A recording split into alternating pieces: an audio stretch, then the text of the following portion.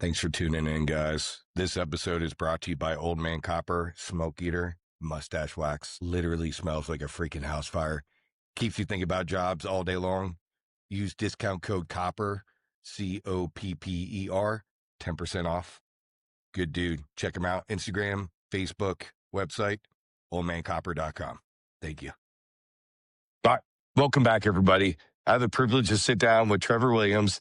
He's 15 years total in the American Fire Service, 10 now in LA. He's worked 10 years as a truckie on the west side of Hollywood. Now he just promoted a wheelman, so I'm sure he's on the move, but we'll cover that. Crazy thing, he's a survivor of the 2010 Haiti earthquakes. He also has founded a nonprofit firm foundation, which has built 39 homes for families in need.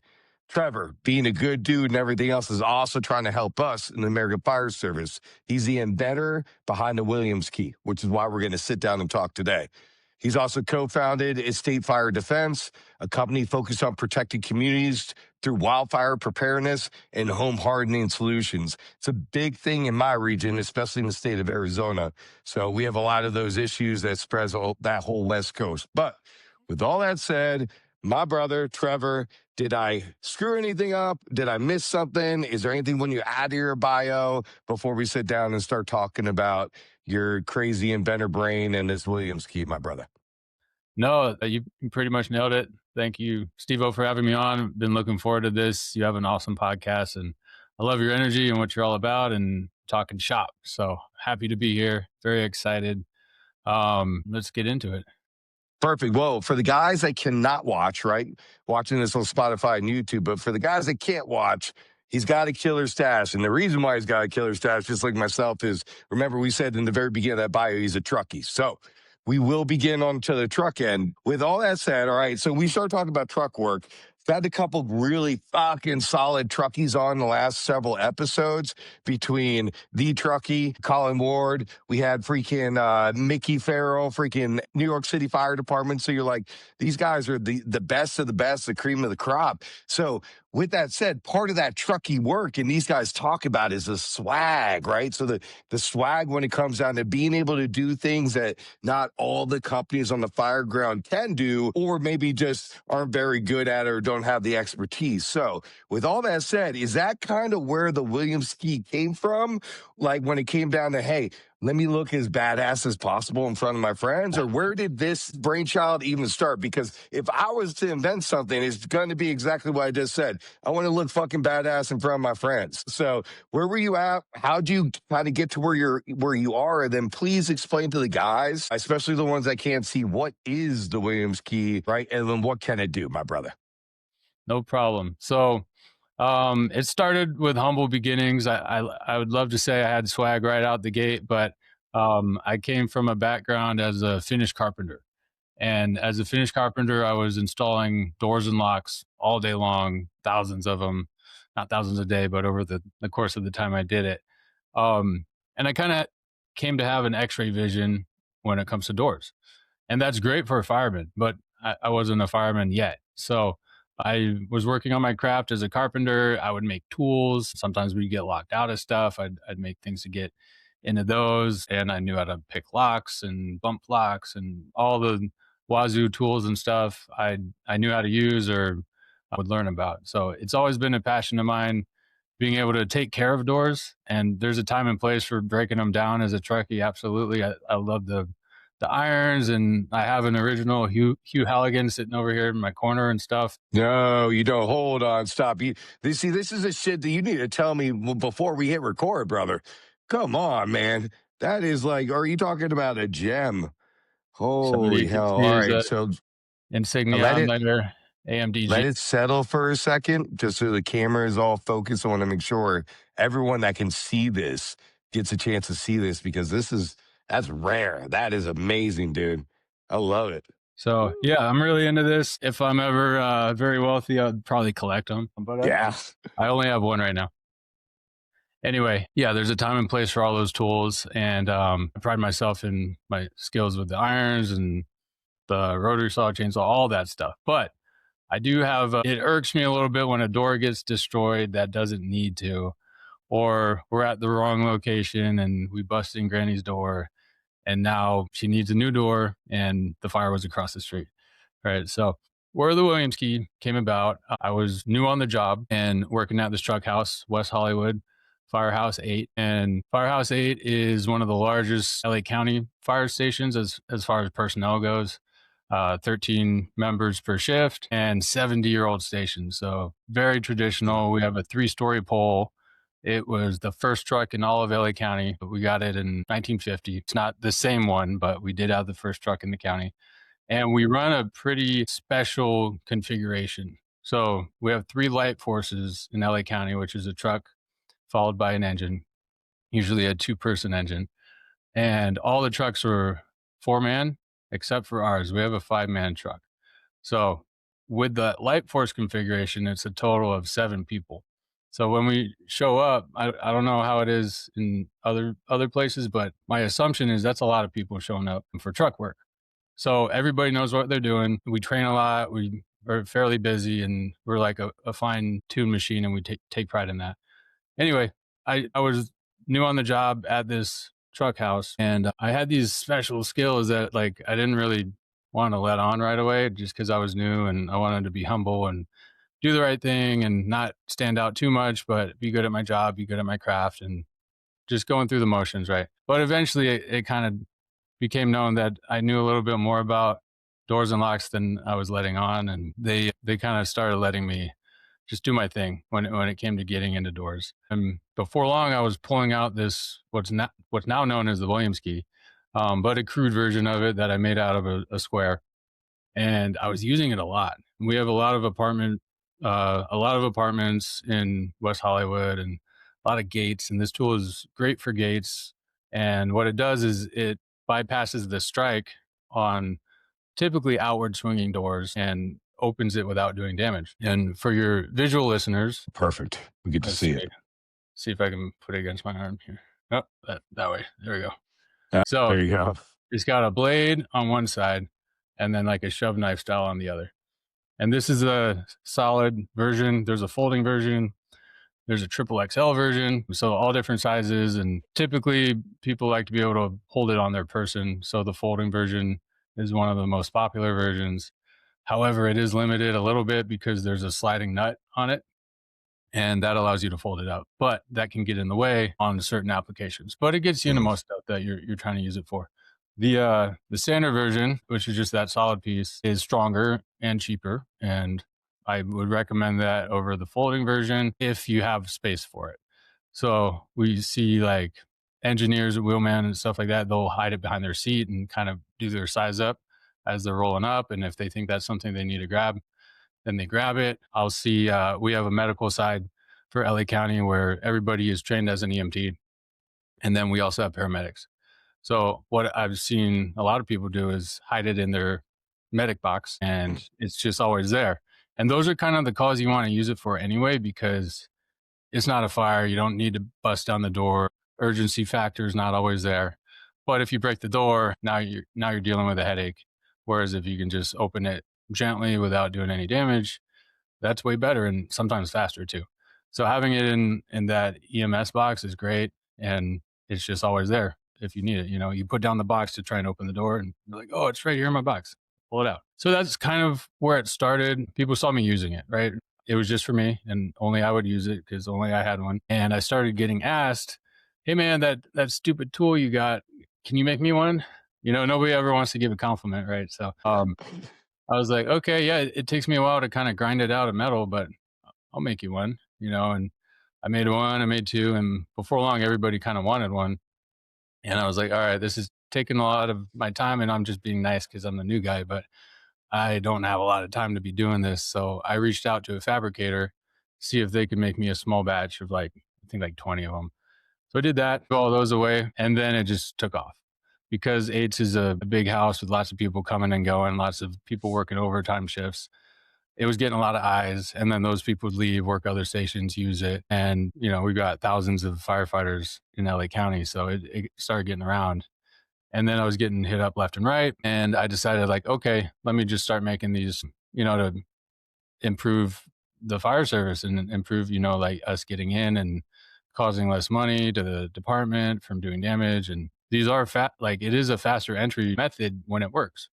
And it doesn't always work. It won't go through a deadbolt, and there's thousands of types of locks and doors out there. But part of the training is knowing what doors it works with and knowing when to grab that tool. Always knowing what the right tool is to use. Right. That's like the beauty of hiring a mechanic. He's spent years and years learning the right tool to get that screw out, and it takes him 5 minutes when it would take you an hour. So yeah, it turned into a business pretty quickly. I started having them powder coated in black so that I could engrave them, and somebody taught me how to use a laser engraver, which was just strong enough to cut through paint.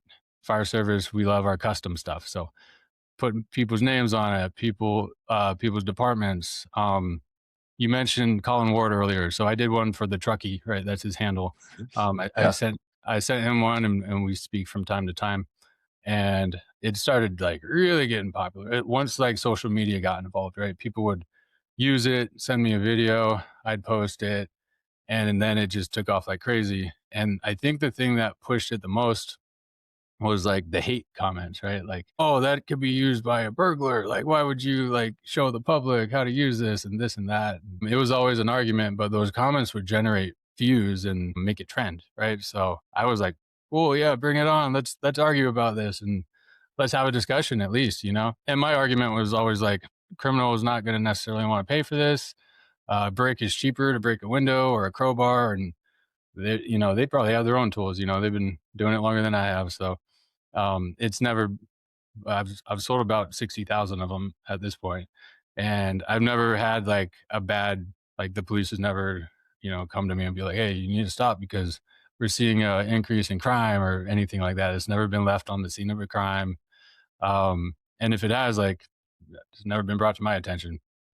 But yeah, so that kind of got it to take off, and now I've sold to like three of the Navy SEAL teams and all the military branches and the FBI. And yeah, it's just crazy, like the types of businesses that I've been able to sell them to, and repo guys and bounty hunters. And like, it's cool how it took off. It was something I never intended on.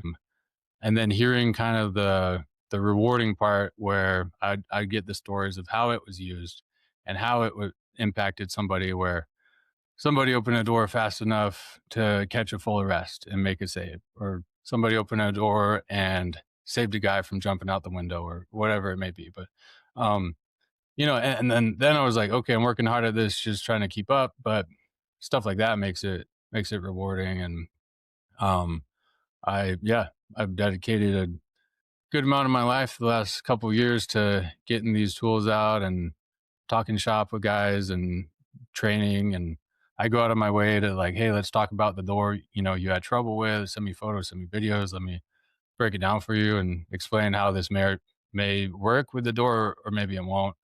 Um, but one thing we found is, if you're familiar with like the dead latches on doors, it has that anti-loining pin, which can turn a strike into virtually a deadbolt.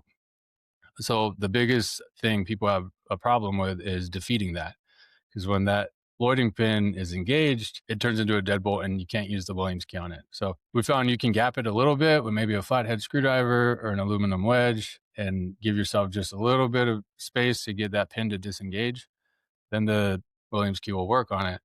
Another method, if that there's a thing called a strike plate, which is the piece of metal in the door frame that the strike falls into. It's like it protects the strike and kind of catches it. It's the keeper for the strike. Sometimes they're misinstalled or that hole's a little bit too big, and you're able to push the door in if it's an outward swinging door and get that strike to fully fall in the hole. If it does that, the loading pin will fall in too, and it'll disengage it, and then you can open it up with the Williams key. So yeah, that's where it came about, and it's been quite the journey. It's also given me the platform to have a little bit of a voice to do interviews like this, and then to also create other products. So Williams Key like was the foundation, but now people trust the brand, they seek it out. There's other tools out there like it, but I think that the brand itself has like proven itself.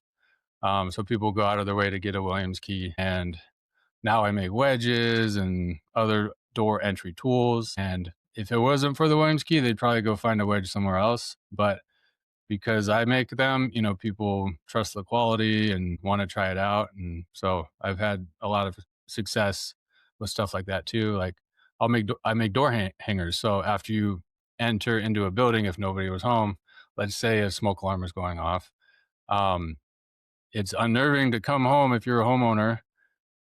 You see stuff that's out of place, but nobody told you what happened, and fire department had come and gone, knocked over a plant, left a footprint, whatever it may be, but you never heard anything about it. So maybe you think you got robbed or whatever.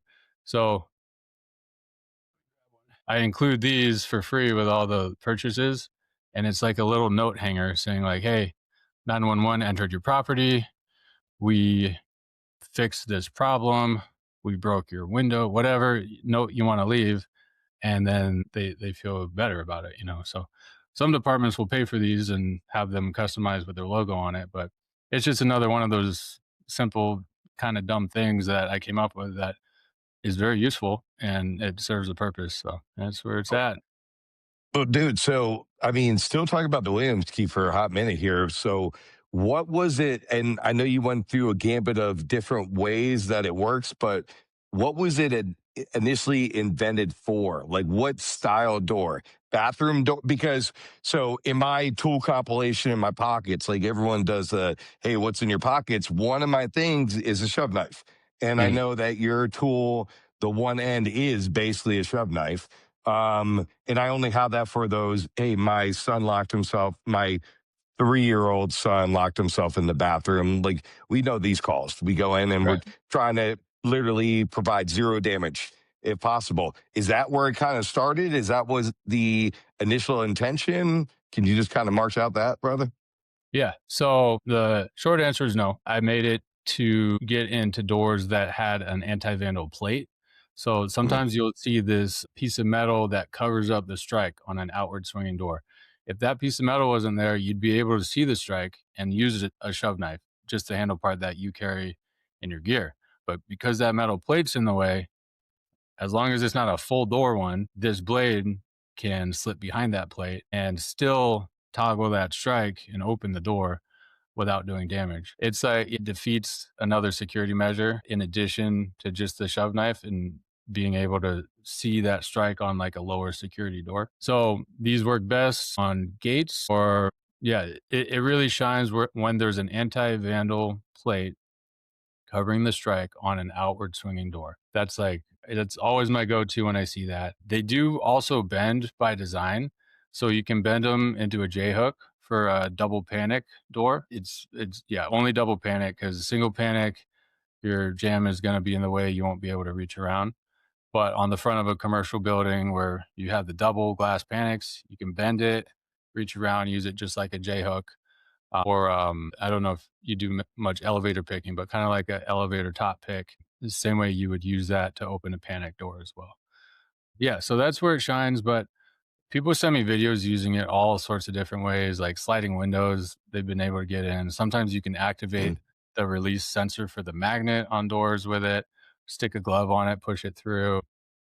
Yeah, there's all yeah, inward swinging doors too, but not as much, usually just because the jam is in the way. But if you can see daylight through the jam, or if you can wedge it enough to get some play in there, it'll work. It can work for that too. As far as the bathroom doors, those are typically inward swinging, and I use a piece of plastic that kind of wraps around the door to open those. I sell a product called the inward door slip knife, and it rolls up into like a little tube, and I keep those in all my pockets. So those are great for inward swinging doors, and also a great way to check if the deadbolt's engaged. If you slip through and you're like, oh, deadbolt, Halligan time. You go to plan B real quick.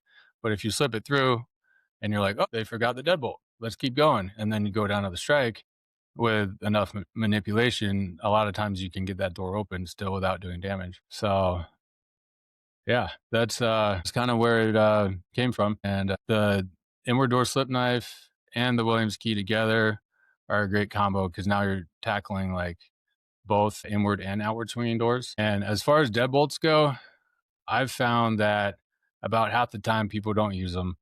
They forget to use them or I don't know, whatever. But I mean, I don't use mine half the time. So, and especially if you live in like an area where you're not as concerned about crime, yeah, it's like lower security mindset, and those are doors much easier to get through. And like you're saying, honestly, anybody, and my city is a prime example.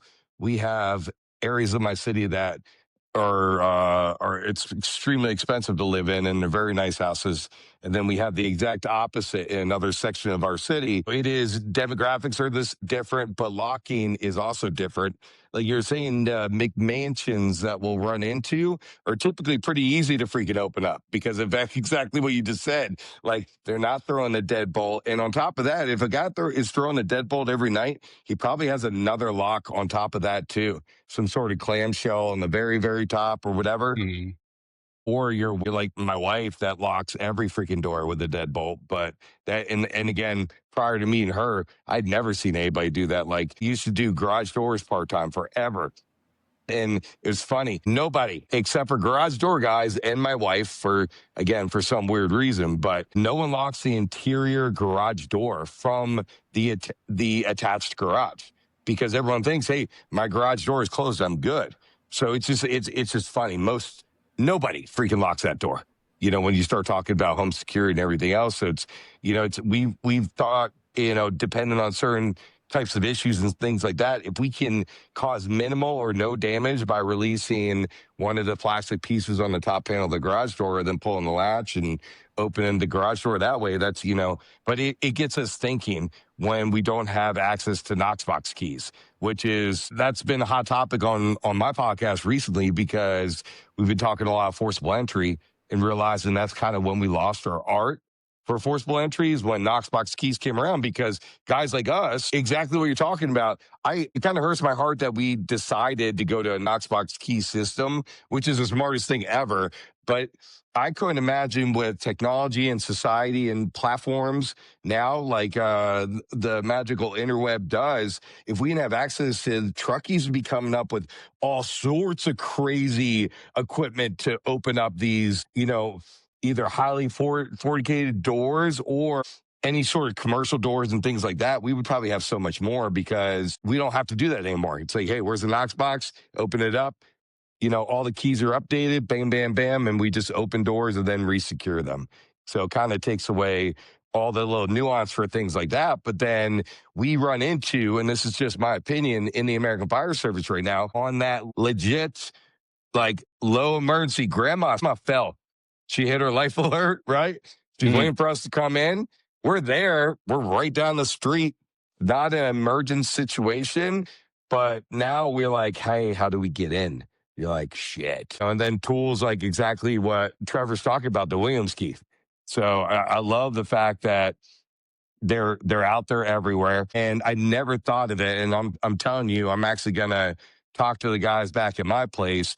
I never thought about ordering the full size and exactly what you're saying. Put it on top of the EMX box, the BLS box or ALS box. It doesn't Mhm. matter. But you're absolutely right because on those calls, that's the equipment we're bringing. It makes sense to have it there on an active fire scene. We're not grabbing your tool. We're grabbing a set of irons, Yep. 99.999% of the time. But yeah, the other half, I feel like we struggle on the most now because we lost the art of forcible entry for a hot minute.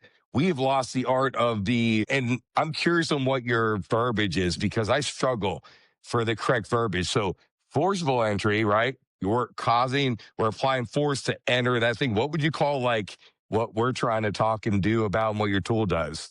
Or no Yeah. damage entry. What do you So call that? it kind of falls through the lock category, but there's a couple terms. Respectful entry is one. Soft entry Okay. is Soft another. entry. Those are kind of the two that I use the most. Through the lock, you're still doing some damage because you're pulling it, but you're Mhm. not hurting the door. You're just hurting the lock. So there's kind of three phases, right? There's your forcible entry, like using your rabbit tool or your irons or a ram or whatever, and then you're just blowing through the door frame and the door, and who cares, right? You Mhm. got work to do. It's job time. And then you got through the lock where you're like, okay, I don't know how to like respectfully open this door, but I know how to use my cam tool, right? And pull a knob and get through that way. And that's like, okay, I only did like $20 worth of damage versus $2,000 worth of damage. So that's way better. You using an A tool or a K tool. And then you have your specialty stuff. Like if you can pick a lock, like I took pride in racing the guys who were getting the Knox key while I picked the lock. And sometimes I'd have to pick two locks, like a strike lock and a deadbolt, and I'd beat them in while they're trying to get their Knox and count the keys and stuff like that. So, or they're trying to ladder a window and I'm like, nope, we're in, I got it. So if you know how to do that, cool. That's few and far between. Like sometimes departments will, ex locksmiths and guys like me, or somebody who's just passionate about it. They'll end up on the floor, but are you working in a busy area, or you just have that skill and never get to use it because it's perishable? You need to be doing it a lot. And then there's like where the Williams key comes in, right? So you have your respectful entry with less skill, but you're still being very nice to the door and the lock and giving it at least an honest try before busting it in. It's always worth a try, right? Try before you pry, for one, and then be respectful to it. And then if not, or if your skills don't allow, then it's time to break the door. Dude, I love that you went into that. And I'll tell you what, that is, I'm envious of guys like you that know how to pick a lock. It's something I always wanted to learn how to do. And it's, again, I've put zero effort to ever even expanding on how to learn how to do it. But eventually one day I'm going to, because I think that's badass. We ended up hiring one guy, I think, like you were saying, prior locksmith, but he had his own little pouch. They always kept it in his bunker pocket. And that guy took pride in things like what you're saying, like being able to pick it real quick before the boys can even grab the keys. Let me ask you a question, because I don't know the answer, and you have all this lock experience. When you're with a guy at your skill level, when it comes down to picking a lock, is there any damage to the lock itself at all? No, not unless you break a tool inside it. Picks, very non-invasive. They're just imitating what a key would do. If you have a lock that is old and like hasn't had a key in a long time, sometimes they'll use like dry graphite and spray that in there to lubricate it. And if anything, you're helping the lock. Are you familiar with bump keys? Have you heard of bump I keys? am, yes. Yes. Okay. So that can damage the lock, but it kind of takes like hundreds of attempts to do that, because now you're kind of forcing a key in many, many times where it doesn't necessarily fit perfectly. But that's a very quick method if you have the technique, and that's one of my favorite methods to use. So Okay. The I've bump key. never broken a key in a lock, and I've never been accused of breaking a lock before. The hardest locks to pick are the broken locks, because now they're not functioning the way that you think they're supposed to function. So those can be really tricky. I got you. All right. Well, my brother, listen, we've been yapping about the Williams key for a hot minute now. So before we transition to some fun fireman stuff, is there anything that we didn't talk about when it comes down to the Williams key or your company before we kind of transition to the next section of the episode, brother? No, just if you haven't heard of me before, keep up with me. I keep coming out with new stuff, and as technology evolves, so I try to as well, and stay up on the current techniques, I would say. Gotcha. All Yeah. right. Well, again, if you got lock questions, as a lot of you ladder monkeys should, because I know do too, right? Find this guy on Instagram, Trevor Williams, right? The Williams key. Message him. I'm sure he'll get back to you as soon as he can. So before we start talking about how you guys work in your section of the country, I can't ignore your bio, right? You said you're a Haiti earthquake survivor, which is nuts. I'm an earthquake survivor too, and you're gonna laugh because it is it's a joke as I'm saying this. Literally, I used to work in the Baltimore region area as a fireman, and I lived in the suburbs of that area. And I used to do, as all firemen did, we had part-time jobs, right? So that season of my career, I owned a landscaping company, and it was me, myself, and I. But I had a trailer, a bunch of mowers, the whole nine. There's a bunch of property out there, so I got my zero-turn motor, trucking along.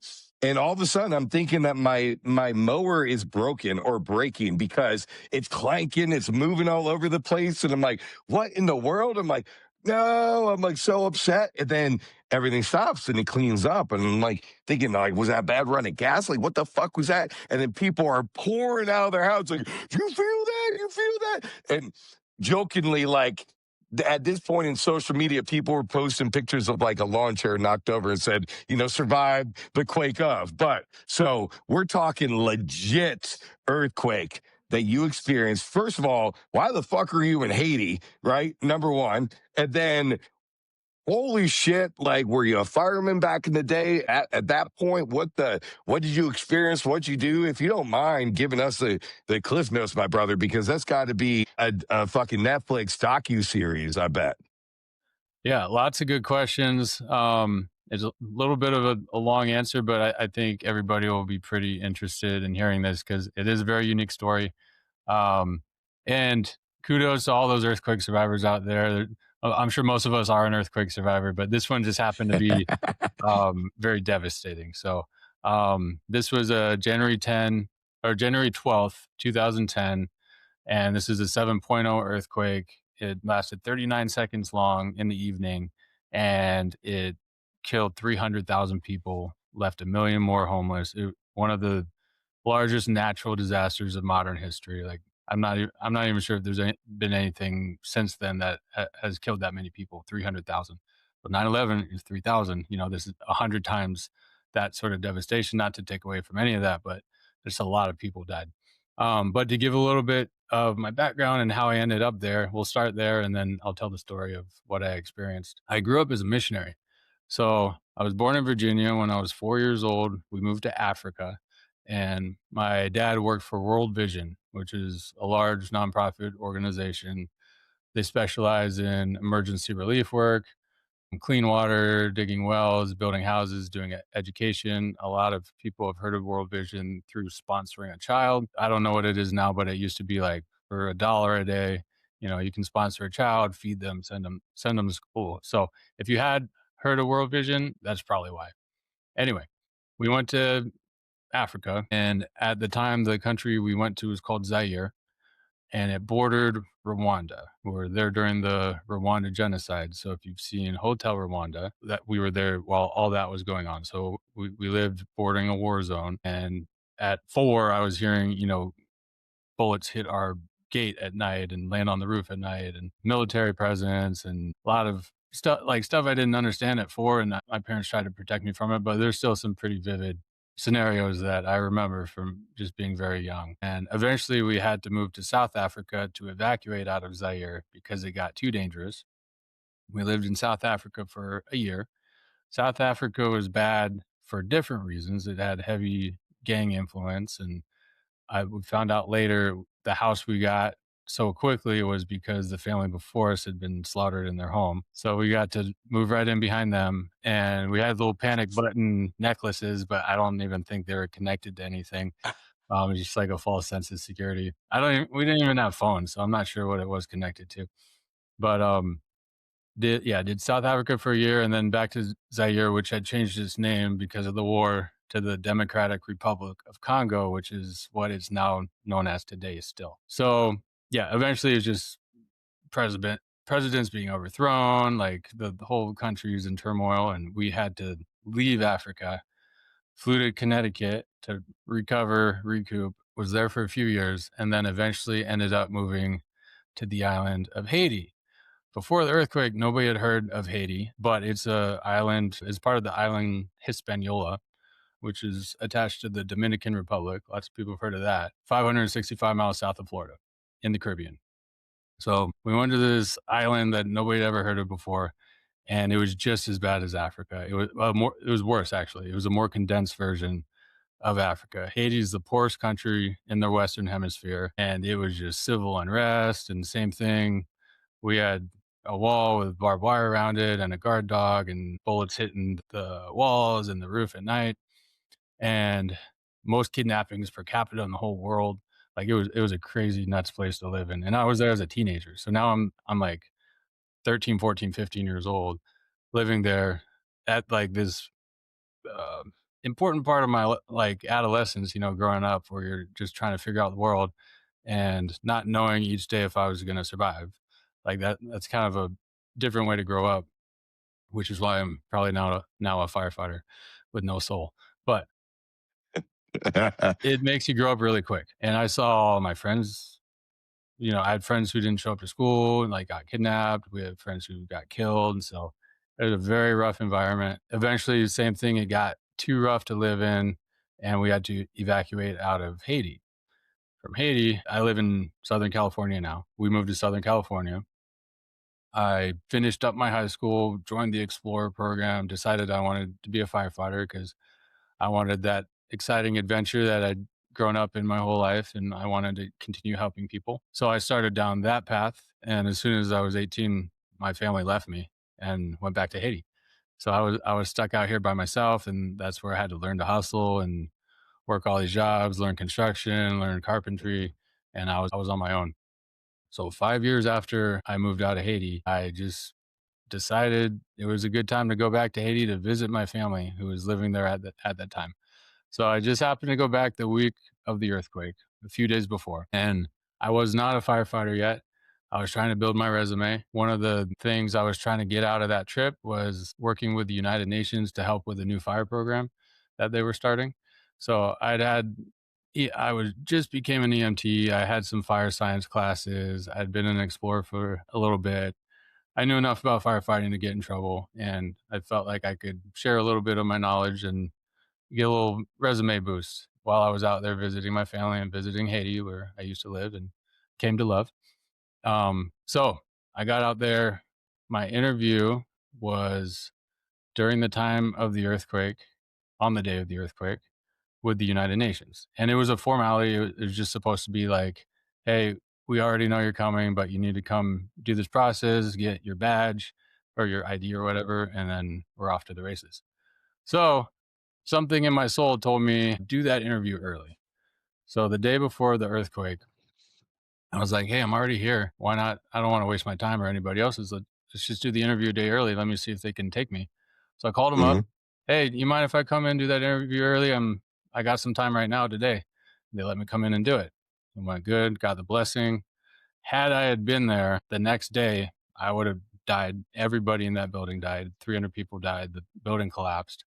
And I didn't find this out till later, like a month later, because there was a lot of other distractions during the earthquake. So where was I during the earthquake? I was on the second floor of an orphanage in downtown Port-au-Prince. Um, and I knew these people that owned the orphanage. They had 110 kids. And when the earthquake started, I had never been in a big earthquake. Even living in California, I'd never really experienced something that worried me. When this one started, I didn't know it was an earthquake initially. 39 seconds long. The first couple of seconds felt like a big Mack truck was like tumbling down the road. And there are lots of big diesel Mack trucks and dirt roads, and everything's a dirt road with potholes and dusty. And so that's what I thought initially. And then after like 5 seconds, the whole building is shaking, and it wasn't fun anymore. I'm like, okay, now I'm pretty worried. And maybe 10 seconds go by, and these are long seconds. It feels like an eternity every second that goes by. 10 seconds go by. Houses start coming down around us, and like Jesus. debris and dust is going up in the air. And I'm like, shoot, like I'm on the balcony of this second story building that's now everything's falling off the wall. There's cracks in the wall, and we're still moving. So I'm like, do I jump? Like I'm starting to, now I know it's an earthquake. And there's a truck down below. Like I could jump on that if I need to, but I'm not going to do it unless I have to. Plus, there's like all the special needs kids are on the second floor where I'm at. So I'm like, do I leave them? Do I, as firemen, like if we get hurt or die, like we can't help anybody else. So like that's kind of going through my head too, but also don't want to leave anybody.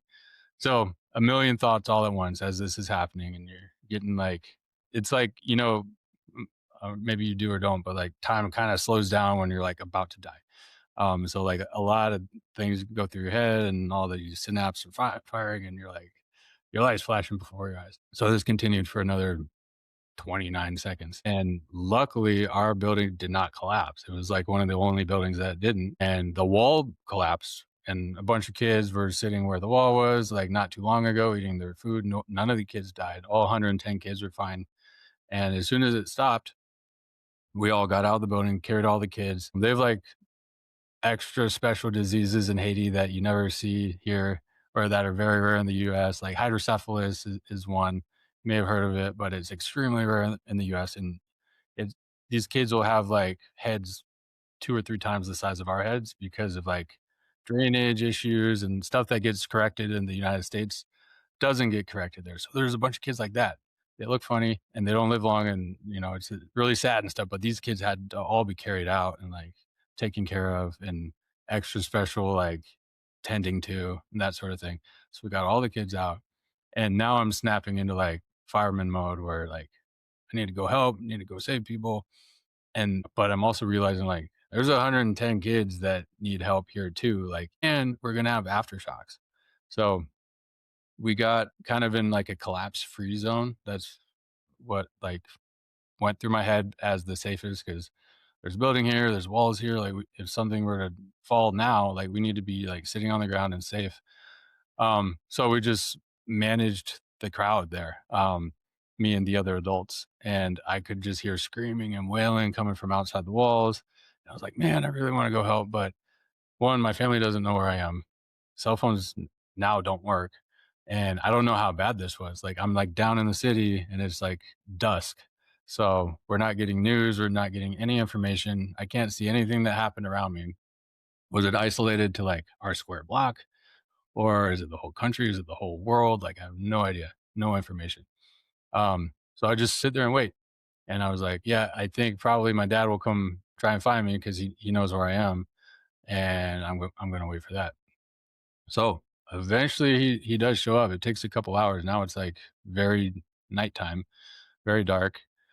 There's no power. There's not normally any power anyway, but when there is, there's like an hour of power a day, but now there's none because everything's been wiped out. And he shows up and just has this look on his face like I'd never seen before. And he's the national director of World Vision at this point for Haiti, and very calculated, very smart guy. And he comes over to me. He's like, "God, talk to you." And he's like, "Your mom and your sisters. I have two sisters, younger sisters. They were in their apartment, and it completely collapsed, 5 stories. They're on the bottom floor, and we can't find them." So he's like, "I went back there. There's nobody alive in that building." And I was I wasn't sure. Like, I didn't want to believe what he was saying. He didn't have confirmation that what he was saying was true. And so I was like, okay, no, that's not registering. We got to go look for him though. So he takes me that night. He has a car, and we slowly make our way over the rubble on these dirt roads, um, up to his pastor's house, who's up in the mountains. And the mountains were less affected, and the pastor has a satellite phone. He's like, we got to go there first. We're not going to be able to get anywhere tonight. It's just total chaos. There's like parents digging by candlelight, like trying to pull their kids out and vice versa. It's like just crazy, crazy stuff. And yeah, we just slowly made our way up the mountain.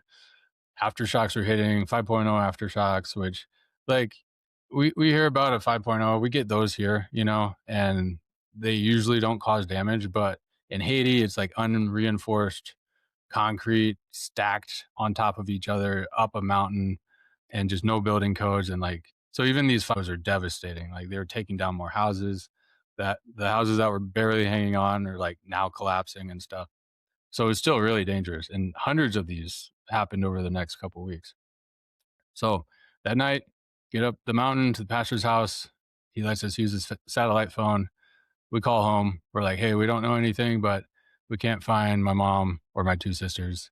Pray for us. It's all you can do at this point. And I, I tried to sleep that night, but there's no way. It's like you're getting more aftershocks. All I can think about is like, is my family still alive?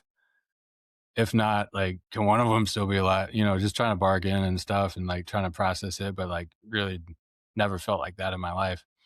And the next morning, as soon as dawn gets up, or the sun is coming up, I'm up too. I'm like, all right, we gotta go. Come on, Dad, we gotta go look for him. Like I'm just very eager, like very anxious to go find him. And he's like, no, we gotta eat. You need your strength. Like he's being like the voice of reason and stuff.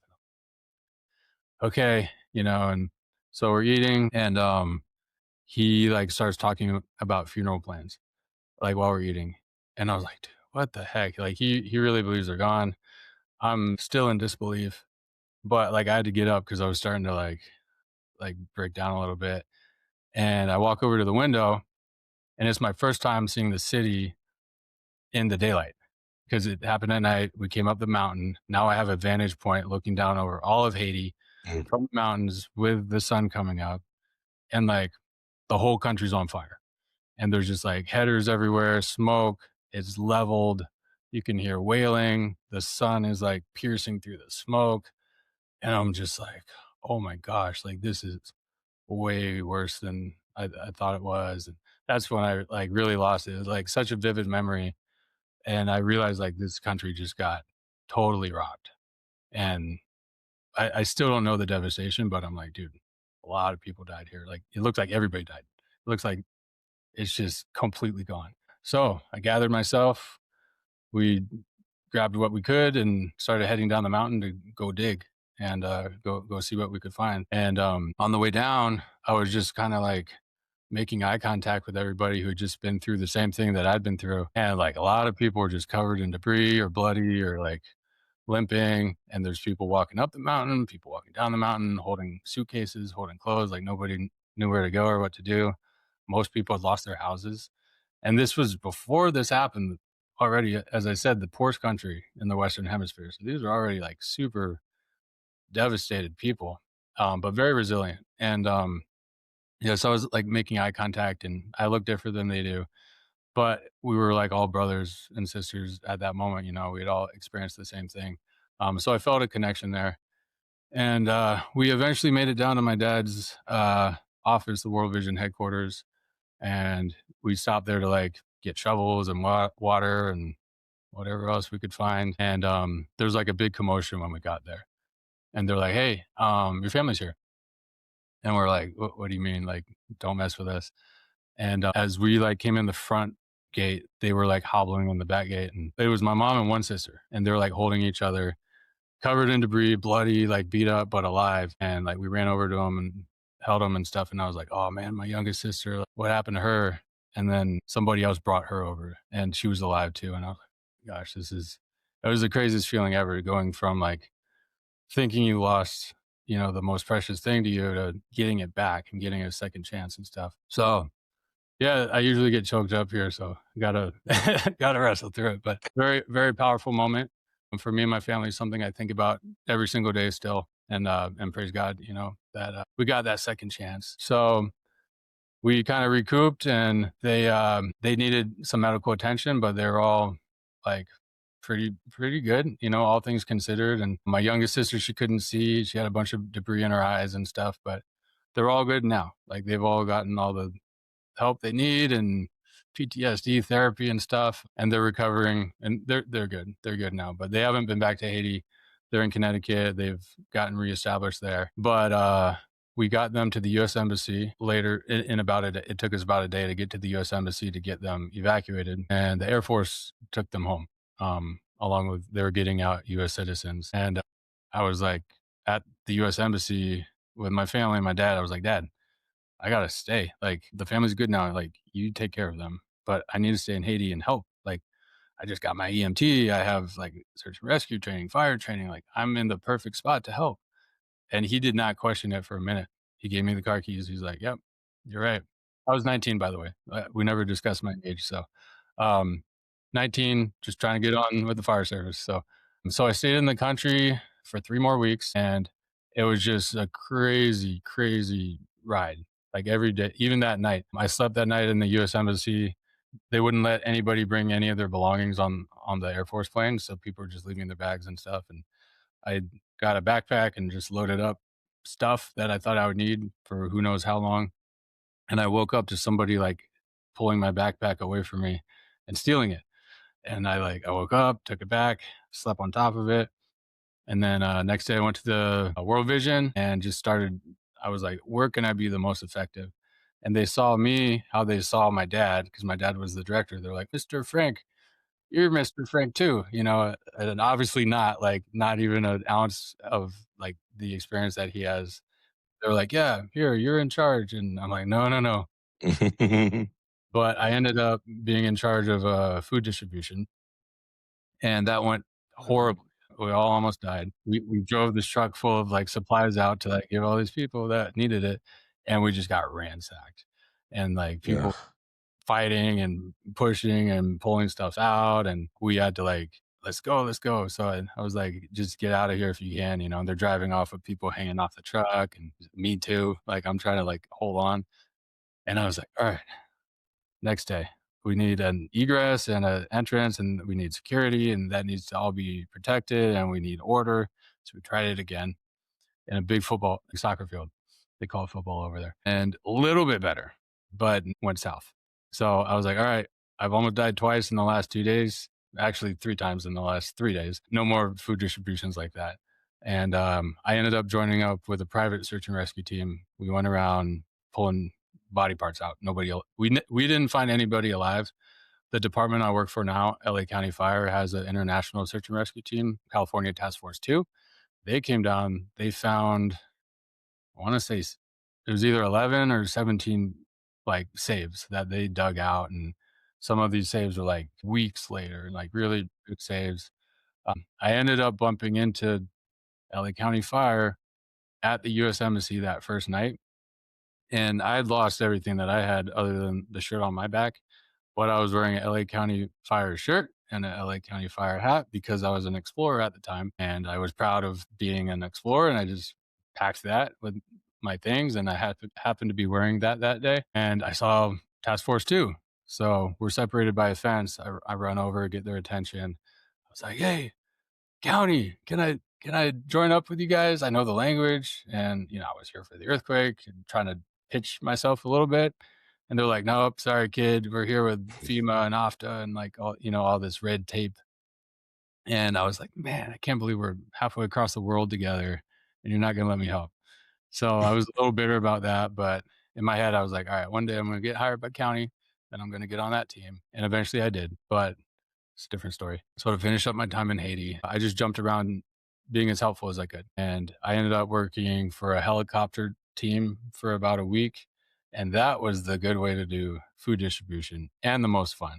So they had 3 little helicopters, and this was a bunch of like independently wealthy, good people that flew over from Utah with their own helicopters and just wanted to help because the airports were shut down to like the public. Like they were getting like big C-130 aid planes and stuff like that, but that was it. You couldn't fly in or out. So pitched myself to them. They were like, yeah, come on and help.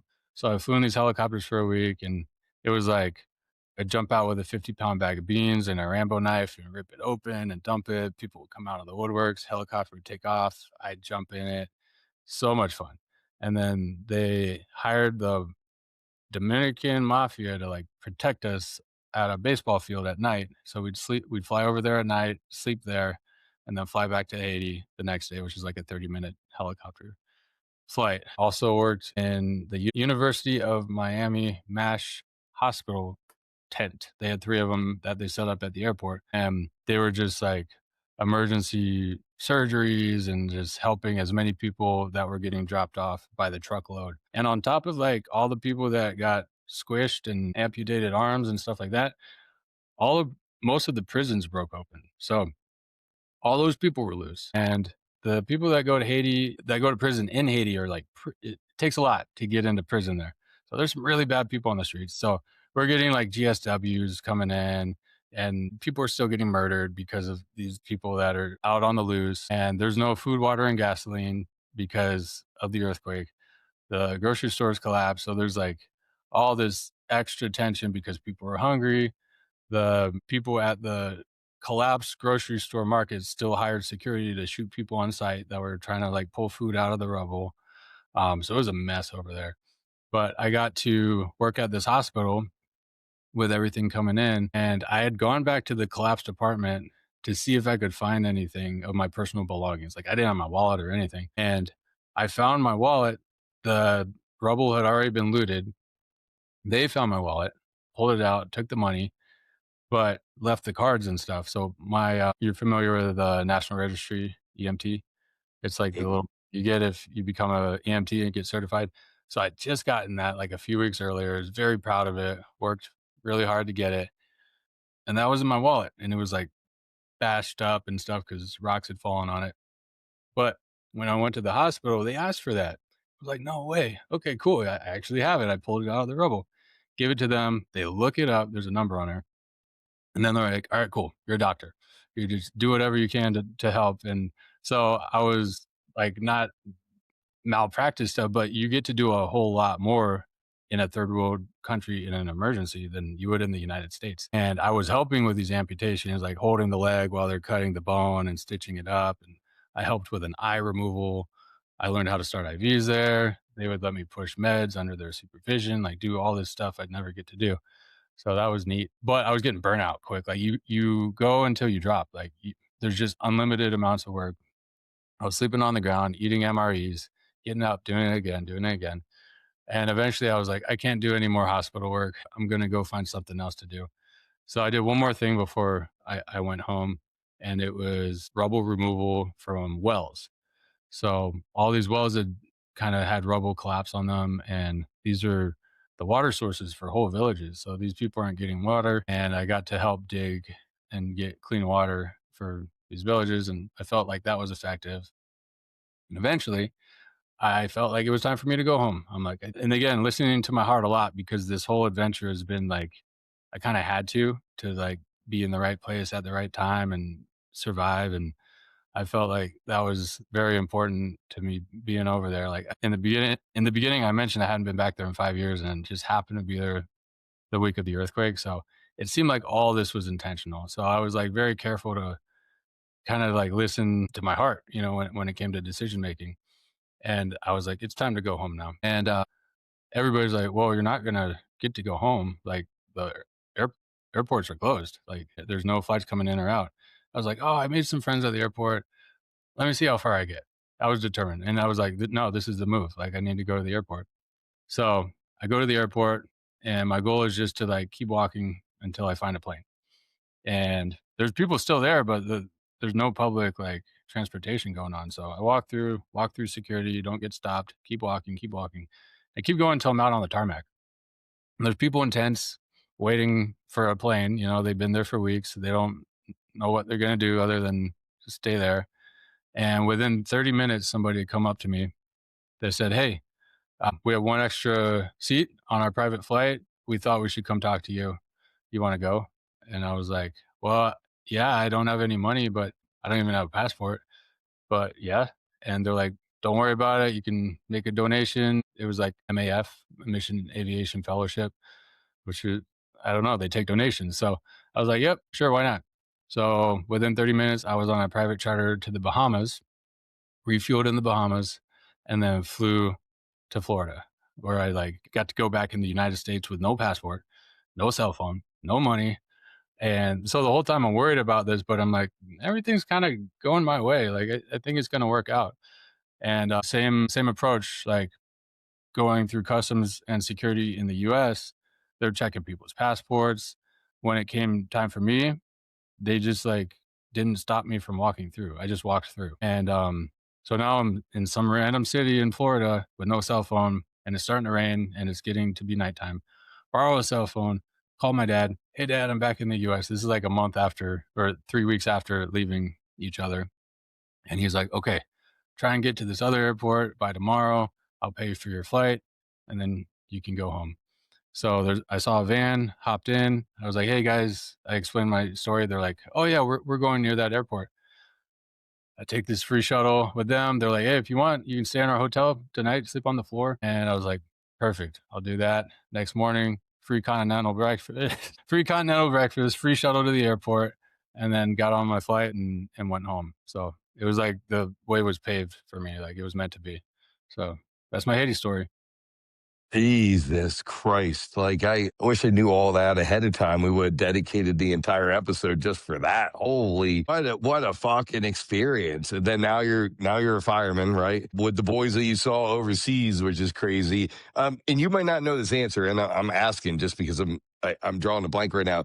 Who's the other international team? Is it Virginia? Like, is it Fairfax or Mm-hmm. Fair? Okay, so Fairfax and LA County or LA City are the international guys. LA County. LA County. Okay, gotcha. Cool. And then now you're working for LA. What a crazy freaking turn of events. But it's Yep. just like Jesus Christ. I'm just curious, and I'm sure the answer is no. But any chance you ran into any of those guys that you recognize, like when you got on the job later? Yeah, so there's one guy, and I think it's the guy I talked to, and I know he was in Haiti, and so we kind of talked a little bit, and I only got to talk to him 10 years ago when I got on, and he was a captain and still didn't care Okay. about me. So All right. All right. Well, fair enough. Holy cow. Well, what a all right. Well, anyway, so before we start transitioning, right? What a amazing story coming from an amazing dude with a ton of freaking real world experience. Now we know the whole locksmith background, we know the survival story and the commitment to freaking helping everybody. And then now he's trying to help us in the American Fire Service by offering a tool that's beneficial. Again, guys, reach out if you want to get one. How much are they, my brother? Where can they buy them? Everything else, just so the guys know they're still listening. sure, yeah, williamskey.com. They're all on there. There's a bunch of different kinds. Let's see, 34.99 I think is what they start at, and then you can add custom engraving or whatever, or maybe catch a sale. You never know. So Perfect. All right. yep, Well, love it all. I love it, dude. I love it. I love any true fireman out there that they're making a tool that just makes our life easier. Again, like I said, makes us look more badass. So now we know, right? You work for LA. So in your system, your region, your battalion, how you mhm, guys run, whatever you call it, a box, that first in house fire, room and contents, nothing that puts the goosebumps on the back of your neck. One or two, fire line. How do you guys run that? How many engines? How many ladders or trucks? How many BCs? Are you IC driven? Is it a SOP driven? If you don't mind marching out to the guys that aren't from your region on how you guys run the jobs. sure. So I'm gonna go, and this is how like the standard is across the county, but depending on where you work, there's little nuance variations. But I can tell you like the proper way it's supposed to go. And all my fire experience is from high rise, West Hollywood, apartment, commercial, like bigger stuff. But yeah, I've had the box fires too, and those are fun, and car fires and stuff. So for a single story, single family, we typically get 4 engines, 1 truck, 1 BC, 1 squad. I think that's it. And yeah, we'll just if it's big water like commercial, we pull bigger lines, so 2.5, or otherwise 1 3/4. We have some big longer stretches. So we have something called a cut a hay where we use a high rise pack to go off at 2.5, and then Mm. it's a Y with an 1 3/4 and a mystery tip nozzle, and we hook up to that, and then you can, if you don't pull enough line, which you should know how much you're pulling, but you don't always because you can be investigating and discover like, oh yeah, it's even deeper or whatever. We do that cut a hay. But if it's, and I guess you wanted the simple fire, right? My fires are not simple. My whole 10 years have not been simple fires because of the district I've been in. But with the box fires, yeah, you just pull the line to the door. Most of our engines are going towards 4-man engines. We have a lot of 3, but they're all trying to get converted to 4. And then so my new role, I'm the wheelman, right? So we call that the engineer or the firefighter specialist in my department. And my role would be getting them water, and then if we're first on and I have the time to do it and I've done everything else, make sure they got their line out, I can do forcible entry for them too. And the captain will go in with the firefighter, and that's how like a 3-man simple box fire would operate. And then you Cool. All right. So, get the whole well, world hey, for that. yeah, and I know your system is very similar to mine where we have almost unlimited resources. So with that said, so yeah, dude, bro, I forgot West Hollywood. So what your district area, the area that you cut your teeth in the fire department, what would be your bread and butter fire, right? I'll leave it at that Mhm. because again, I don't know. And it's the same question I asked Mickey Farrell from FDNY because I'm like, hey man, I don't know what district you work in, right? He goes, what? I'm like, what is your bread and butter fire? Like if for them, that could be a room or a level or a floor.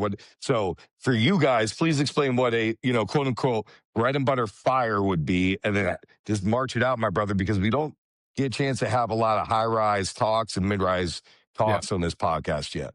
So yeah, high rise is pretty nuts. They're very complicated, and I'm gonna get some facts wrong if I try and do all those. And those are rare, but very humbling because we're not, the aerial ladder's not really doing much. You're not cutting on the 32nd floor roof, like we don't have ladders tall enough. It's probably concrete roof as it is. We're doing rescues with it. but typically the truck will become lobby. So they're kind of controlling the entire ground floor, and they're doing like, they're isolating entry and egress, and they're doing pars. They're stopping everybody, making sure we know what you're doing, where you're going, getting with the building manager, getting on comms for the entire building, shelter in place or whatnot. And then you're as far as fire attack goes, first and engine will start that, and then you're going to just get tons and tons and tons of resources. And we'll typically stage two floors below. Like, let's say the fire's on the 10th floor, we start getting established 2 floors below, all the equipment and stuff. And then you're checking those floors too, because you can get an idea of the layout. They're usually all the same. And then you're hooking up to the standpipes or pumps to the roof, and then communicating about any additional pressure that's needed. And yeah, it's a complicated animal. The most fires that I've had have been commercial and apartment, and we get the same response matrix for that. Not for apartment and commercial. High rise is different. For apartment, so my bread and butter fire in West Hollywood would be apartment house fire, and typically 2 or 3 stories, garden style. That's how a lot of them are set up. And you're going to get 5 engines, 2 trucks, a BC, a squad. I think that's it. And our squad typically does search, so they're quick. They'll get in there first. They'll do like a search and rescue, and then one of the engines will eventually get assigned to search. But they're kind of like the unofficial search, and then they stay available to do medical stuff too. And they'll get more and more squad. So at my department, we don't transport, we don't have our own ambulances. We just have paramedics, and they'll go with the private ambulance if they need to, if it turns into a advanced life support call. But for BLS, they'll just ship them, if you will, with the private ambulance. So, but yeah, how would we fight that fire? The truck would ladder the roof, and then with my station, we get, remember, there's 7 of us as part of the light force for the trucks. Engineer and tillerman ladder, use the aerial ladder. Meanwhile, one of the other firefighters will throw a secondary ladder. And then one of them is doing a hot lap and doing a radio report, looking for any exposures, any like rescues or any special needs items, making sure we are at the right building, describing the fire, what side it is, the location, the floor. Is there heavy smoke of fire showing, or is it no fire or light smoke, whatever it may be, describing it, painting the picture. And that's at the fireman level. Like, a lot of times this is kind of like a captain's job, right? Doing a hot lap, doing a size up. Um, so that's what's unique about our area and our operation. Everybody knows what they're doing, and it kind of functions like a fine oiled machine because we practice on it so much.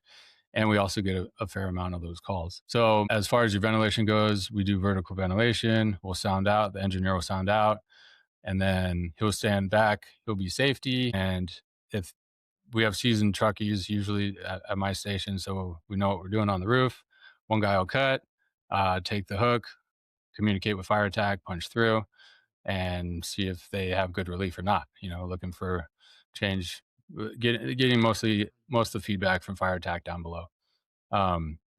Most of the rest of the department, a captain needs to be up on the roof, but not my station, and not in West Hollywood. I keep saying my station. I'm at a new station now, but I was there for so long, I consider it my station still. But yeah, that's how the operation goes. As far as the fire going out, first and engine will pull a line, and then if there needs to be, if it's obvious, they'll pull the correct line. If it's not obvious, captain and firemen will go investigate, and usually bring that high rise pack, which is 100 feet, 1.75 inches, with a mystery's 200 GPM nozzle on it. And then they'll kind of set that line down when they find the fire, and they'll wait for the other firemen to bring them a supply line. So 2.5, hook up to that, then they can go start fighting fire. Um, our Remember I said with the light force there's another engine that is attached to the truck, so that other engine is responsible for water. They're like the second in engine for fire attack. So, and this is kind of how it is in a lot of the county. The first rig will start fighting fire as long as they know somebody's right behind them to bring them a water supply. If they're out in the middle of nowhere and they're first on scene and they know there's no relief coming, they'll get their own water going in. Like you never want to run out of water. So if you're feeling like, hey, we need to get water going in, then you do that, and that could be like out in the desert. Like the county is really spread out. So you have Malibu, you have the high desert, and then there's like 3 different regions and stuff. So hundreds of miles of where you could work, and it kind of functions differently depending on what part of the county you're in. And we have like hazmat and USAR, and we have a fireboat. I'm boat trained. So I worked on a boat for a lot of my first 10 years as well at a different station for like overtimes and stuff like that. So it's a lot you can do out here. It's pretty cool.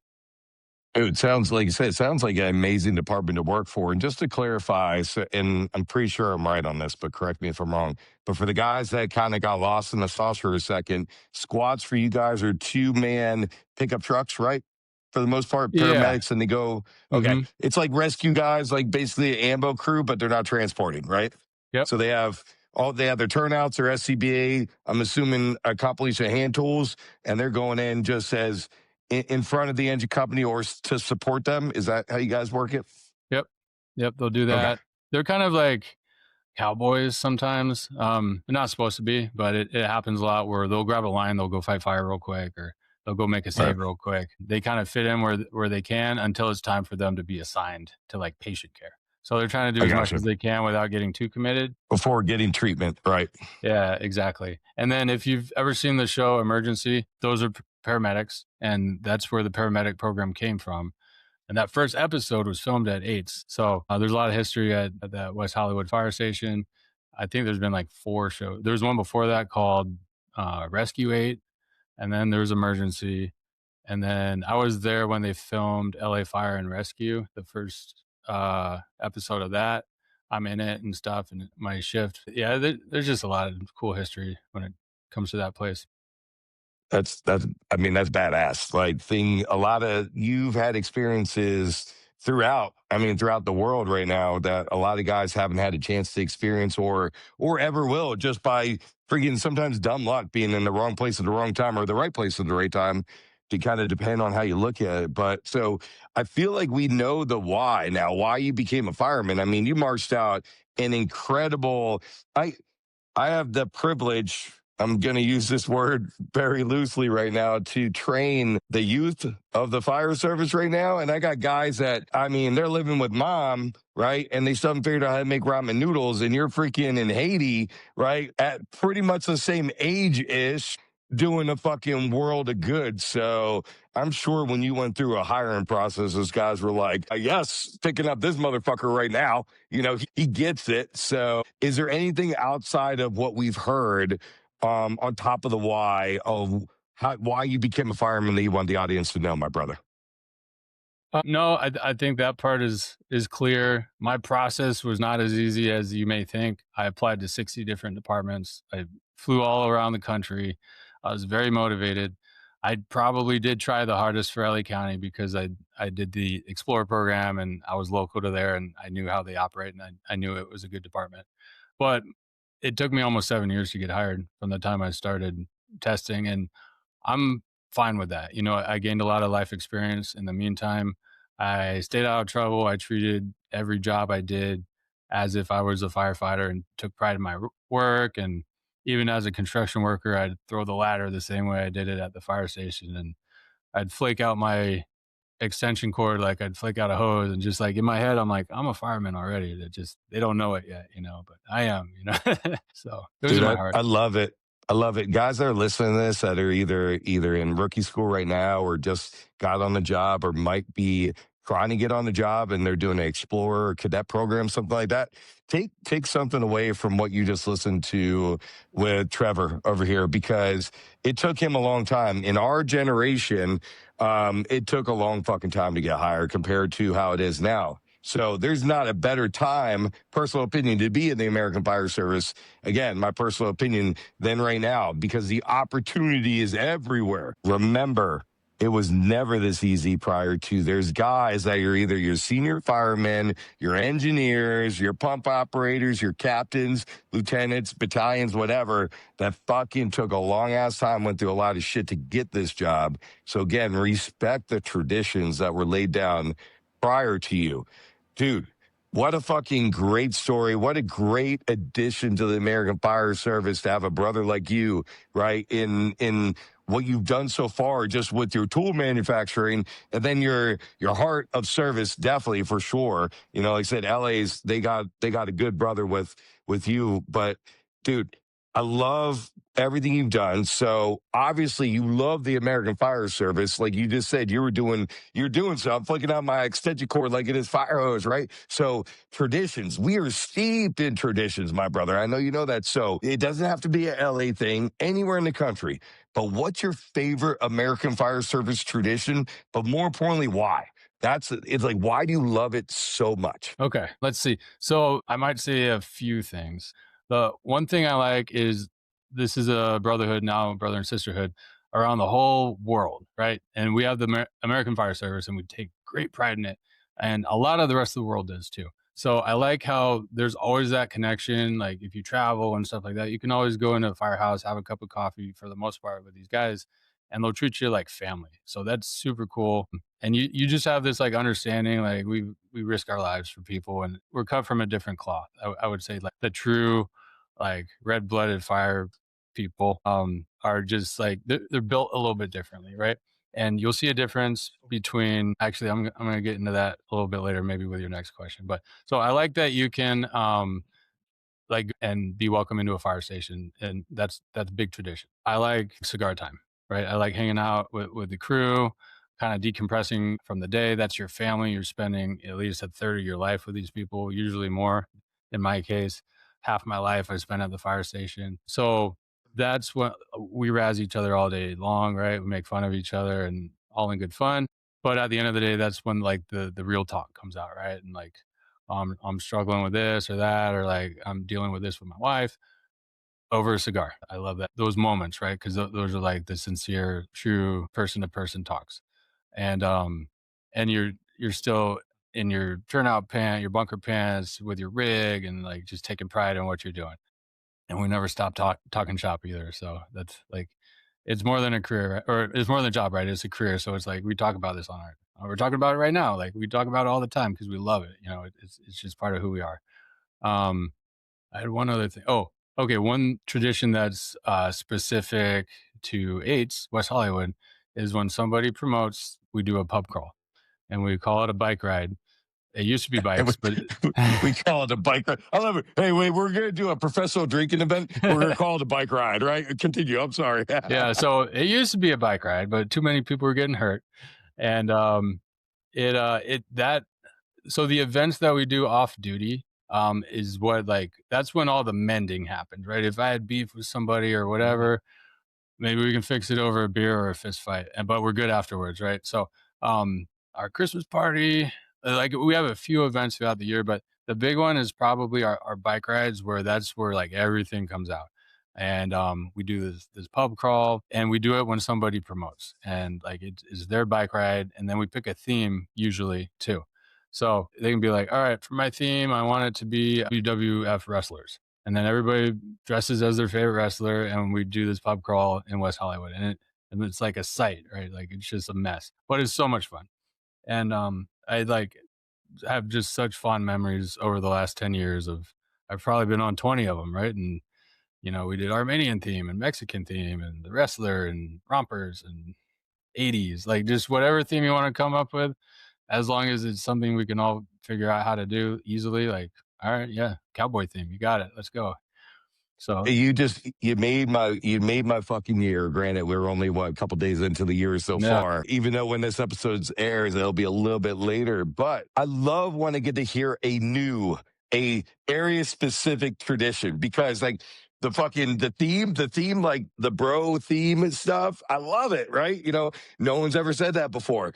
Prior to you, the best one I ever heard was I only give one of the two that they had. I'll save it, but the boys from Memphis have a plate rule. If you have a slice of pizza, right, you better have it on a plate. If not, they are allowed to, right, their rules, slap it the fuck out of your hands. And I'm like, are you serious? I'm like, what about finger food? Like, bro, it doesn't fucking matter.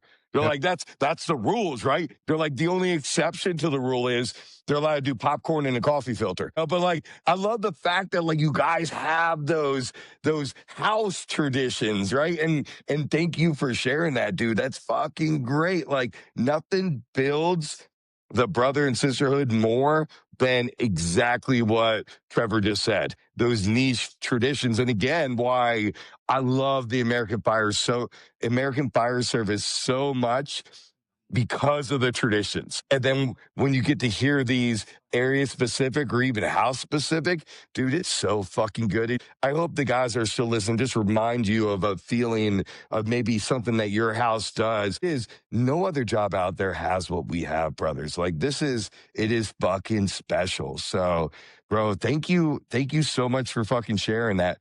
It's just, it is again, part of our job, part of where we came from. And Trevor said it the best. And I believe it. The boys. And when I say the boys, it's not a sexist thing, right? The boys and girls, right? But we say the boys. It's just, it comes down to like, it's part of your identity. And that's a fucking good thing. It's not a fucking bad thing, right? You should be proud of this. It's not a fucking job, right? I had Battalion Chief Shabak on several episodes ago. He's been a fireman through and through in the Baltimore, D.C. metro area, right? Where the fucking turning and burning. He gives a prime example. His dad's an accountant. They never stop on family vacations to check out accounting firms, right? He goes, but guess what? He goes, my family does. We see a firehouse. We haven't been there before. We're like, we're going to stop by and say hi to the boys, right? And exactly what you said. Hey, man, do you mind if I see the house? I'm a fireman, boo boo, wherever. I'm a buff, obviously. You get to walk around and exactly what you said. You probably have a cup of coffee with the guys, shoot the shit for a minute. No one else does shit like that. So again, it's just, we should be so prideful with what we have. And it's up to us. The guys are listening to this to hold on to that kind of stuff because we could easily lose it. COVID was a prime example for a couple of years. It was shitty, around when it came down to the love of the brothers and sisters. But dude, thank you so much. That's freaking awesome. Now we start talking about traditions, right? We know the why. Let's talk about I'm promoting you, right? I know you just recently got promoted, but I'm gonna give you a bunch of levels above that. So you're the commission of the universe, right? The fire chief of the nation. But through magic, FM, fucking magic, you snap your fingers, you change something in the American Fire Service. Zero sweat equity, instant gratification. It happens right now. What would it be? But more importantly, why? Why are you doing this? That's adding, deleting, whatever it might be. What would your answer be, my brother, if you could do that? So two more answers for you here, and this is off the cusp, right? I didn't have time to think about these, and I'm sure I could come up with a better one. I'm Even pretty better. pretty intuitive or inventive, but like the dumb answer is everything more efficient, more money for equipment and salaries. Like that would be great, right? It takes forever to get anything done with our big count. Not to talk bad, my views do not express the department's views, all that stuff, right? Yeah, no, this is just two dudes, their personal opinions. We all know that. Yeah. But where my heart is at is I'm seeing a culture shift that I don't like. And you're getting a lot of boys and girls on the floor now that were like baristas and librarians. And there's nothing wrong with that, but they just applied because their mom applied for them. Or like they didn't work hard like I did and like you probably did, where I would have given my left arm to get hired when I was in the process. And I applied 60 different departments, and it's like a softer culture now, where back in the day you were getting hired with guys who'd been on 30 years and they fought in wars. They're grown ass men. And now you're getting boys and girls coming on that can barely like tie their shoes or cook or have any of these life skills, where they've just had like a soft, easy life. And it's reflecting, and it's like almost like a virus, right? Like it's just everything is being affected by it, especially if you have like a lot of newer generation firefighters coming in all at once. They kind of take over the old culture. So having like good training, good values, good tradition, it's like I feel like there's been a shift, and it's just I don't like it. I don't think I can change it. There's a lot of politics involved with it too. But I wish they would make the process a little harder than I'm seeing it right now, where they're requiring more, and maybe like make the physical training level a little bit harder, or really preference military experience a little bit more, or like anybody who's been in the military, they've had a little bit of a hard life. You've gone through boot camp, you've seen some stuff, and you've earned something to be proud of, right? So I can respect that. I'm not military, but I respect anybody who was. As chief for a day, or chief in general, and I'll probably get fired after a day, it would be to make the process harder, and really take pride in the tradition, grill people on like the tradition of the department. Like, people don't even are coming in, they're like, we work 24-hour shifts. Like, I didn't even know, and like, what? Are you kidding me? Like, I lived this for years and years and years of my life, like just trying to get on. And like, I knew every department and every piece of equipment, and all the chiefs and everything about anything I could like find. I memorized it. I learned it. I learned all my stuff. And people are coming in with just like zero experience. Like they didn't try, and it's not their fault. They were given the job. So it's the department's fault for making it less strenuous of a process. It is what it is, but I don't like that change.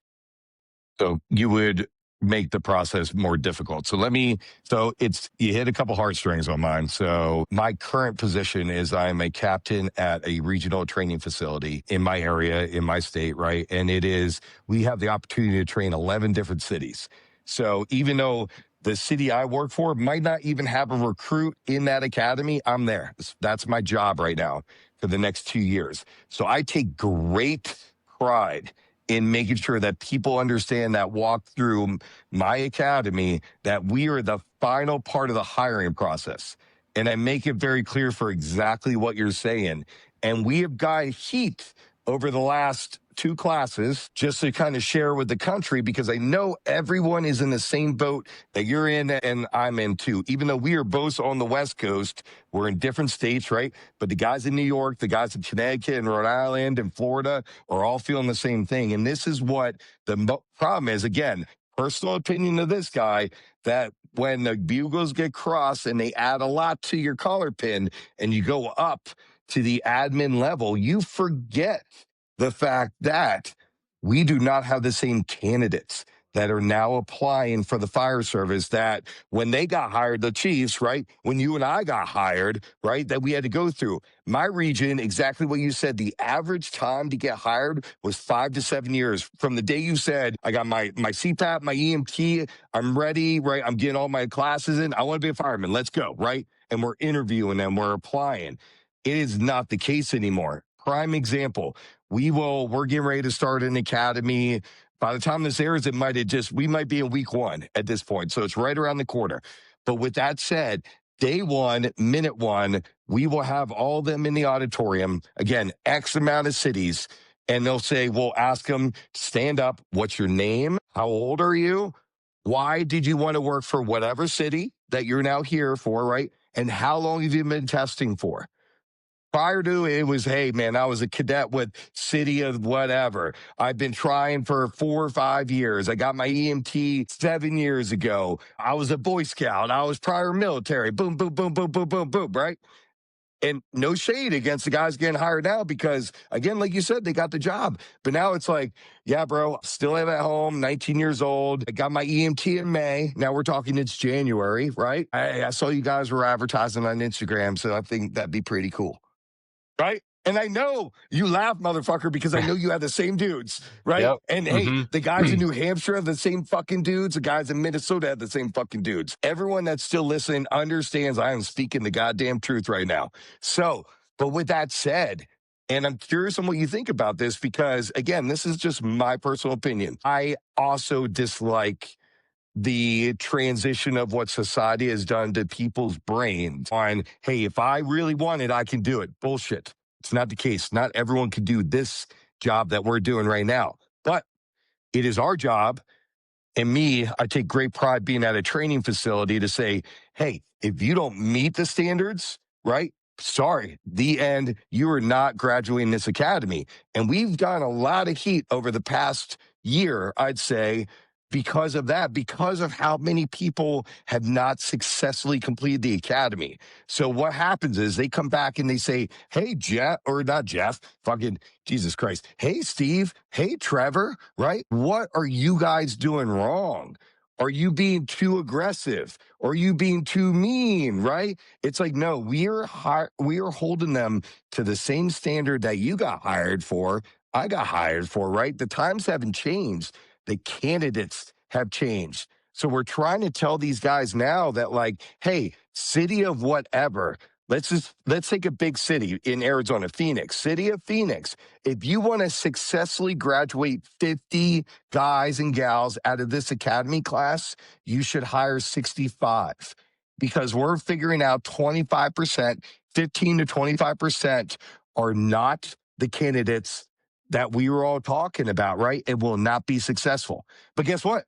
If 65 end up making it through, cool. Hey, next year you might not have to hire as many. I understand money wise and everything else, but again, your opinion, Trav, like, what do you think? Or am I talking out my ass right now? Or is like, what do you feel about that holding us, guys in our positions now as senior firemen or engineers or suppression officers? It is, I believe, our job now of holding these guys to the standard that we were held to and not letting them make us conform. Again, that's a long fucking rant for a fucking question, but it is, if you haven't figured it out, I'm pretty passionate about it. And I'm actively trying to make sure that we don't digress as the American Fire Service because of, hey, if you put your mind to it, buddy, you'll be successful. That's not life. You and I know that. The guys listen know that. So what do you think about that, my brother? Yeah, we're in like everybody gets a trophy, culture now. Yeah. And no, I agree with everything you said. It's up to the guys who know what tradition looks like and how hard it used to be to uphold that standard. Unfortunately, we're in kind of like I'm going to report you Sue happy environment, right? Like where you got to be careful, and it's terrible. Like I hate that about our system right now, and it might just be my system. And again, like I don't want to get in trouble for the things I say, so I have to be careful. But I would challenge any new rookie to take that upon themselves, right? Like put in the work, be proud of what you're doing and try and get better every day. You're not owed this. Like don't expect this to get handed to you. You need to work hard for it. You like again, it's not a job, it's a career. So this your reputation is going to follow you around. So you might skate by your first year, but you're going to have a bad reputation. And then the good houses are not going to want you. The good people are not going to want to work around you. They're not going to take care of you. And you're just going to do this little spiral your whole career where you're not going to have as good of a career, and it's just going to hurt you in the long run. And it's going to hurt people around you because if they can't rely on you to pull them out of a fire or be knowledgeable about your job, you're hurting everybody and you're hurting the public. And that's why you got hired. So you can never train enough for a job that can kill you, right? That's a famous quote. And you're out there doing it with the recruits all the time. And I love that. And you're seeing what we're getting firsthand. So there's nothing wrong with being a barista and working at Starbucks and then becoming a firefighter, but like own it, right? Own this career and take pride in it and learn as much as you can. And then just get better every day. The funny thing is the barista. And we're not picking on fucking people that make coffee by any means, but I guarantee you, when that motherfucker was a barista, he told everybody because why? Because then he could get coffee for the fucking chicks, bro. Fucking firemanship is way cooler than fucking being at Starbucks or Dutch Bros or anything like that. So think back to the guys that are listening, think back when you had pride for that bullshit job because you were trying to either impress somebody or to get what we all know where we're talking about to make sure just bring that to your fucking adult career now. Now you're adult. You're working for the goddamn American Fire Service. Like, and if you haven't figured it out, it's the best fucking job in the world. And it's something to be prideful. So hold that to the fucking stake, because if we ever end up losing this, then that Maltese cross doesn't fucking mean anything that we wear on our chest. And the thing that fucking pisses me off is the fact that is paid for by blood, sweat, and tears and literally lost lives. and families that have been fucking disrupt forever. So goddamn fuck you if that doesn't mean something to you, because it means something to us for sure. And I don't mean to speak for Trevor, but I know he feels the same way. Yep. So again, I wasn't trying to put you on the spot, my brother, but it's something that you literally pulled that heartstring, and I'm like, fuck, god damn it, because I talk about this all the time, and I do believe it is our responsibility. The guys listening like that is to instill that into the guy that has 0 days on the job, just got out of the academy, and guess what? You're a senior fireman and you got 4 years on the job. So what? Bring it. Challenge yourself. Be the guy that dude looks up to. And make it better. Make it better for all of us. So with all that said, my brother, thank you. You're the fucking man. I appreciate you coming out. I love the answers. I love what you're doing for the American Fire Service with the tool. And again, please, right? William Keys, check him out. Buy one. Just buy one. They're not freaking expensive. And then do what we all do, at least in my area, is I buy it and then I hand it to all my buddies and tell them to try to either break it or try to tell me what it doesn't work on, because I love it. So his tools are awesome. Check him out. Use his stuff. And then just give props to the brother, right? He's just trying to make everything better for us and make us look more badass. So, my brother, thank you so much. We'll catch you guys in another 2 weeks. You have anything to leave the audience with, Trevor, before we sign off? I think we've covered a lot. I was awesome talking to you. You're a great guy. This is a very organic, amazing conversation. Hopefully there's somebody out there gets something out of this that they can take with them through their career and their life. So thanks for having me on the show, and I had a lot of fun. Beautiful. Well, thank you, Trevor. I appreciate you, my brother, and we'll catch you guys in another 2 weeks. Take it easy. Thanks for listening. We'll be back in another 2 weeks. Remember to like, share, review if you can. Helps drive traffic to our podcast. Remember, let's leave our ego out of the fire service. It's amazing what we can accomplish when no one's looking for credit. Much love. Let's stop beating our own and become better firemen. Catch you next time.